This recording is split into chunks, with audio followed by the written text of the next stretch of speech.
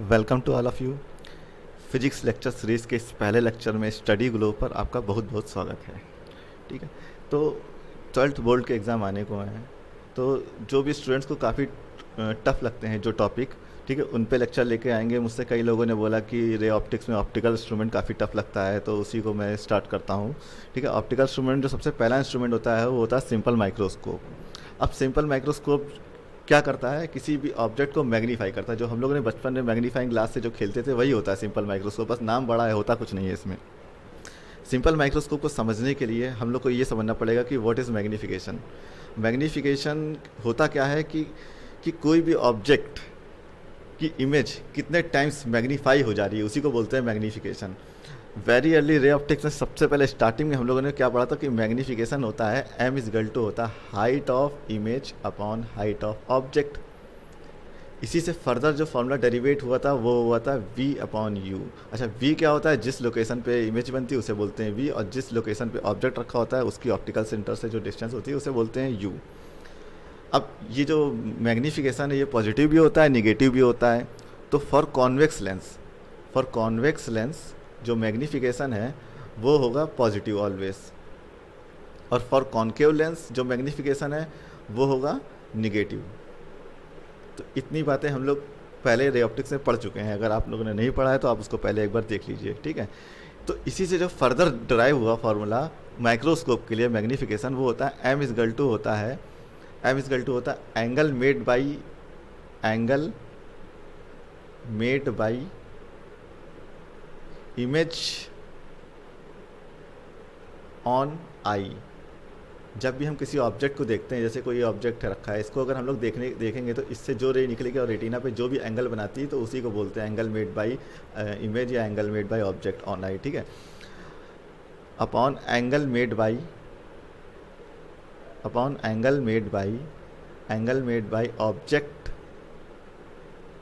Object on आई। इसी को लिखते हैं हम लोग m इज इक्वल टू लिखते हैं बीटा अपॉन अल्फ़ा। यहाँ बीटा होता है angle made by image on आई और अल्फ़ा होता है angle made by object on आई, ये होता है। ठीक है, अब कुछ बुक्स में कंसेप्ट लिखा होता है कि जैसे ये बनी इमेज और ये हमारा रखा था ऑब्जेक्ट। ठीक है, तो यहाँ पे हमारी आई थी। ठीक है, अब अगर ये हमारी ये यहाँ पे आई थी। ठीक है, यहाँ से इस ऑब्जेक्ट को देख रहे थे, तो ये देखो ये जो एंगल बन रहा है, ठीक है, इसको ध्यान से देखिए ज़रा, ये एंगल बनना है। अब हम इसमें क्या बोलेंगे, यहाँ पे अल्फ़ा क्या होगा, बीटा क्या होगा। देखिए ये हमारा ऑब्जेक्ट है, ये हमारी इमेज है। ठीक है, इमेज भी यहाँ पे देखो सेम एंगल बना रही है, ऑब्जेक्ट भी सेम एंगल बना रहा है, तो यहाँ पे अल्फ़ा बीटा तो डिस्टिंग्विश भी नहीं हो पाएगा। तो ऐसा नहीं है, देखिए जो अल्फ़ा और बीटा है where image and object should be placed at a same location. अगर हम यहाँ पे ये मान के चल रहे हैं कि हमारा यहाँ, अगर ये पोजीशन हम ये मान के चल रहे हैं तो ये हमारा अल्फ़ा हो गया, और इस लोकेशन पे ही इमेज को हम कंसीडर करेंगे ऐसे, ये इमेज को ऐसे कंसीडर करेंगे ऐसे। ठीक है, अब ये जो एंगल बनना है इसे बोलेंगे हम लोग बीटा। ठीक है, हालांकि मैग्नीफिकेशन इस कंसेप्ट से नहीं बताएंगे हम। एक कंसेप्ट ये भी देख लीजिए, जो अल्फ़ा होता है angle made by object on I without any microscope और टेलीस्कोप पढ़ेंगे, वहाँ पे भी यही लगेगा। ठीक है, विदाउट एनी माइक्रोस्कोप। जब हम लोग माइक्रोस्कोप का नहीं यूज़ कर रहे होते हैं और वो ऑब्जेक्ट को देख रहे होते हैं तो छोटा दिख रहा होता है। ठीक है, हालांकि भले ही छोटा दिख रहा है लेकिन हमें दिख तो रहा है जैसा भी दिख रहा है।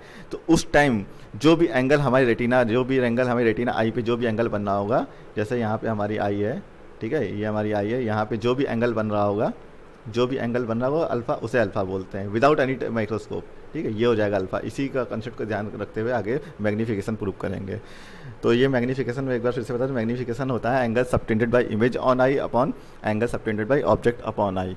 m इज इक्वल टू होता है बीटा अपॉन अल्फ़ा। अच्छा, फर्दर यहाँ पे ये करेंगे कि सिर्फ बीटा और अल्फ़ा काफ़ी छोटे होते हैं एंगल। ठीक है, तो m इज इक्वल टू यहाँ पे हम लोग फर्दर ये लिख सकते हैं, m इज इक्वल टू लिख देंगे 10 बीटा अपॉन 10 अल्फ़ा। इतनी चीज़ों को ध्यान में रखते हुए आगे बढ़ते हैं।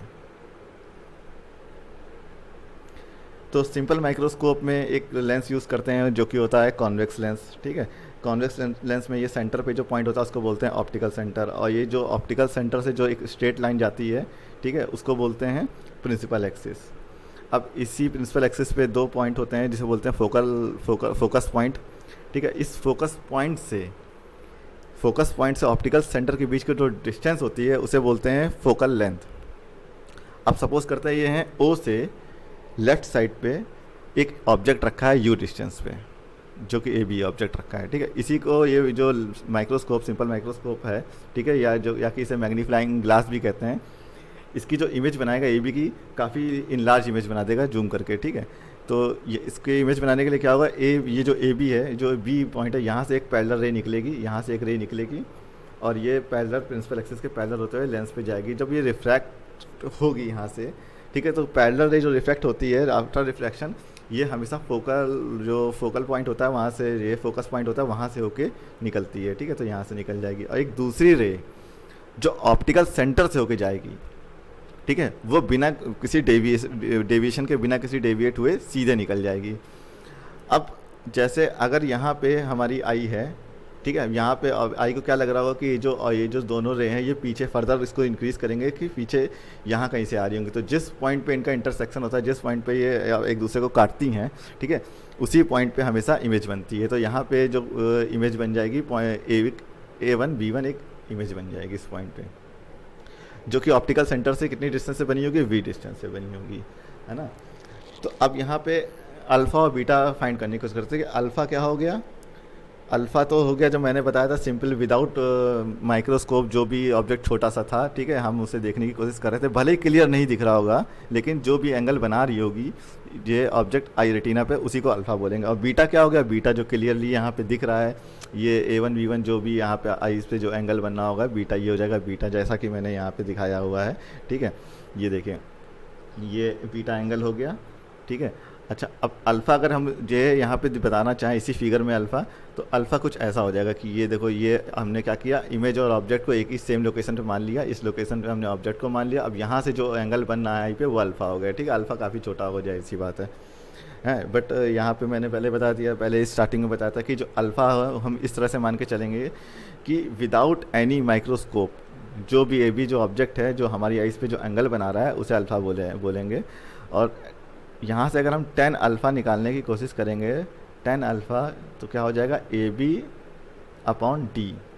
ये जो इमेज है हमारी आइज से D डिस्टेंस से बननी होगी। अगर हमें विजिबल हो रही है, भले क्लियर नहीं विजिबल हो रही होगी, छोटी सी इमेज होगी, कैसे वो ऑब्जेक्ट जो होगा उसकी इमेज जो में रेटिना बनी काफ़ी छोटी सी बनी होगी, बट अगर हम उसे देख पा रहे हैं तो जाहिर सी बात है वो मिनिमम कितनी डिस्टेंस से बननी होगी, D डिस्टेंस से बननी होगी। इसलिए मैंने ये एक ही आइज से एक ही डिस्टेंस को ये पॉइंट O मान लेते हैं, ठीक है। ए को मैंने यहाँ पे सिंपली D मान लिया है, तो tan alpha is equal to हो जाएगा AB/D, ठीक है। इसको फर्दर मैग्नीफिकेशन में हम यूज़ करेंगे। और अगर हम यहाँ से tan अल्फ़ा निकालने की कोशिश करें, tan बीटा, अगर tan बीटा निकालने की कोशिश करें तो इस ट्रायंगल को देखिए, ट्रायंगल ABO, तो tan बीटा इक्वल टू क्या हो जाएगा, tan बीटा इक्वल टू हो जाएगा AB/U, ठीक है। इसी को ध्यान रखते फर्दर आगे बढ़ते हैं। तो मैग्नीफिकेशन इक्वल टू, मैंने स्टार्टिंग में बताया था कि angle subtended by image on eye upon angle subtended by object on eye, m equal to beta upon alpha. अब सिंस ये जो बीटा और अल्फ़ा हैं ये काफ़ी छोटे हैं, है ना, तो हम इनको अल्फ़ा को tan अल्फ़ा लिख सकते हैं और बीटा को tan बीटा लिख सकते हैं। अब जैसा कि पहले के बताया था कि tan बीटा इक्वल टू हो जाएगा, यहाँ पे क्या tan बीटा इक्वल टू हो जाएगा AB/AO, ठीक है। tan बीटा इक्वल टू हो जाएगा AB/AO, और AO क्या है, AO तो U के बराबर है, तो AB/U हो जाएगा सिंपली। और tan अल्फ़ा हो जाएगा AB/D। तो मैग्नीफिकेशन क्या होता है, मैग्नीफिकेशन होता है m equal to beta upon alpha, since alpha on beta are very small, तो हम बीटा को लिख सकते हैं tan बीटा और अल्फ़ा को लिख सकते हैं tan अल्फ़ा।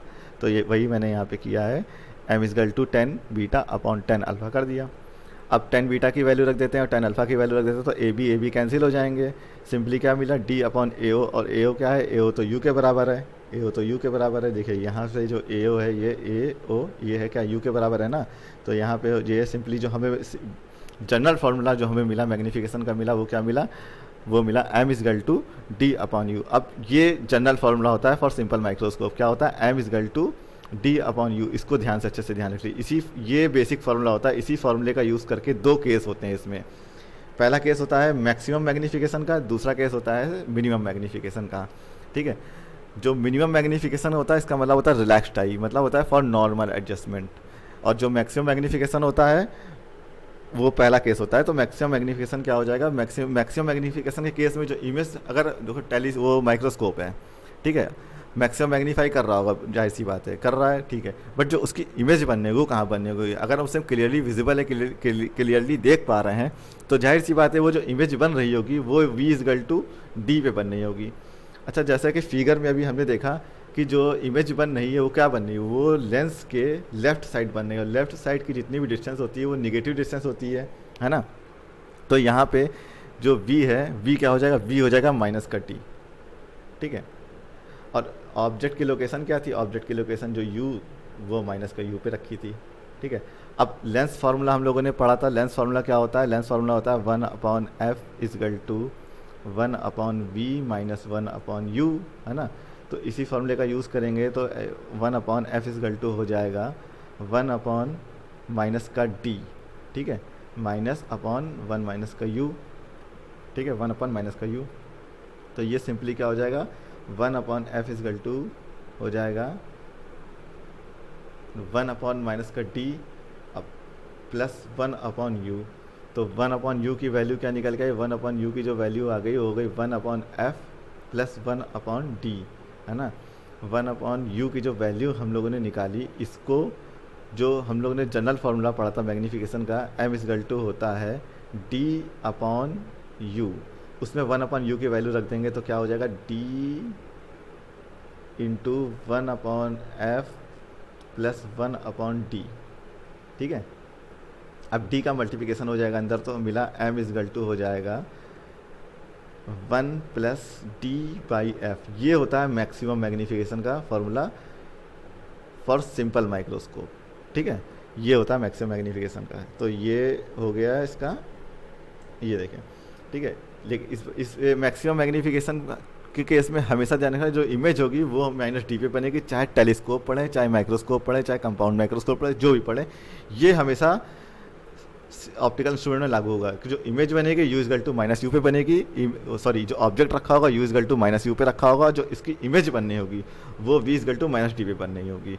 अब बात करते हैं मिनिमम मैग्नीफिकेशन की, इसी को बोलते हैं रिलैक्स्ड आई का केस, ठीक है। इस केस में जो इमेज बन रही होगी, देखो ऑब्जेक्ट और u बराबर माइनस यू पे रखा होगा, ठीक है, जो इसकी इमेज बन रही होगी v, वो बनने होगी इन्फिनिटी पे। रिलैक्स्ड आई का मतलब हमारी आइज बिल्कुल रिलैक्स्ड है उस केस में, तो यानी कि इमेज इन्फिनिटी पे बन रही होगी। तो इस केस में भी अगर हम लेंस फार्मूला लगाते हैं 1/f equal to 1/v minus 1/u, ठीक है।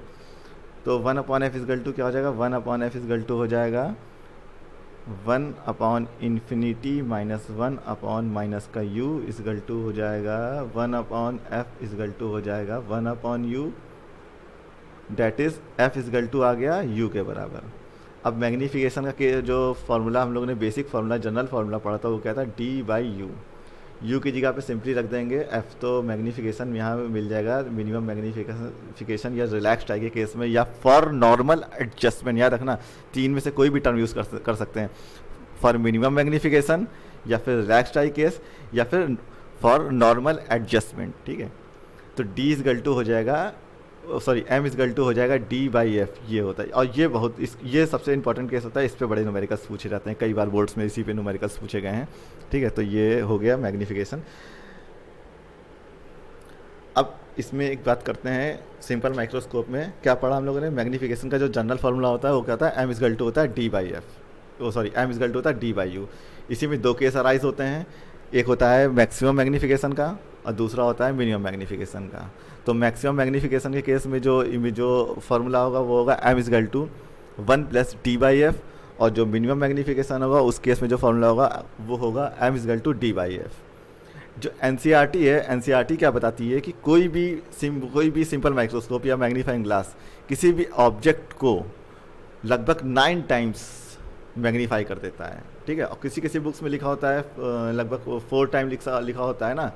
तो क्या लेके चले, तो इन दोनों का एवरेज मान लो कितना होगा, 9 9 4 13, ठीक है। तो 13 का था लगभग मान लो 6 टाइम्स एक मैग्नीफाइंग ग्लास या सिंपल माइक्रोस्कोप किसी भी ऑब्जेक्ट को मैग्नीफाई कर देता है। मैग्नीफाई तो वो जो है 9 या 10 टाइम्स भी कर देता है, बट जो 9 टाइम्स या 10 टाइम्स कर रहा है मैग्नीफाई, वो क्या वो विजिबल होगा क्लियर? नहीं, वो इमेज थोड़ी सी ब्लड हो जाती है। जो हमें क्लियर इमेज मिलती है वो लगभग 6 या 7 तक, 7 के बाद जो इमेज मिलने लगती है वो काफ़ी ब्लर हो जाती है, ठीक है। तो कोई भी सिंपल माइक्रोस्कोप किसी भी इमेज को 6 टाइम तक मैग्नीफाई कर देता है। माइक्रोस्कोप जो होते हैं वो किसी भी ऑब्जेक्ट की इमेज को 100 टाइम 200 टाइम तक भी मैग्नीफाई कर देते हैं, लेकिन वो दूसरा माइक्रोस्कोप होता है उन्हें बोलते हैं कंपाउंड माइक्रोस्कोप। उसको नेक्स्ट लेक्चर में पढ़ेंगे, ठीक है।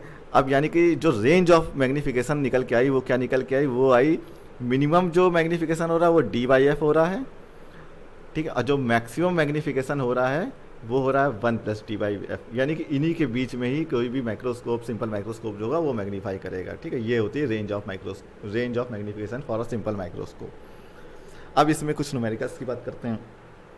जैसे कि न्यूमेरिकल है, इसमें बोला गया है कि एक सिंपल माइक्रोस्कोप है जो एक, ध्यान से देखिए, कॉनकेव लेंस जिसकी पावर -10 डायोप्टर थी, और एक कॉन्वेक्स लेंस जिसकी पावर +20 डायोप्टर थी। डायोप्टर होता है पावर की यूनिट होती है, ठीक है। उनसे मिलके बना है, जो कि आपस में पास इन कांटेक्ट रखे गए हैं इसमें, ठीक है। कह रहे हैं if the image formed at infinity, देखो इमेज इन्फिनिटी पे बन नहीं, इसका मतलब क्या है? इसका मतलब मिनिमम मैग्नीफिकेशन का केस ही है, मिनिमम मैग्नीफिकेशन, ठीक है, मिनिमम मैग्नीफिकेशन का केस है ये।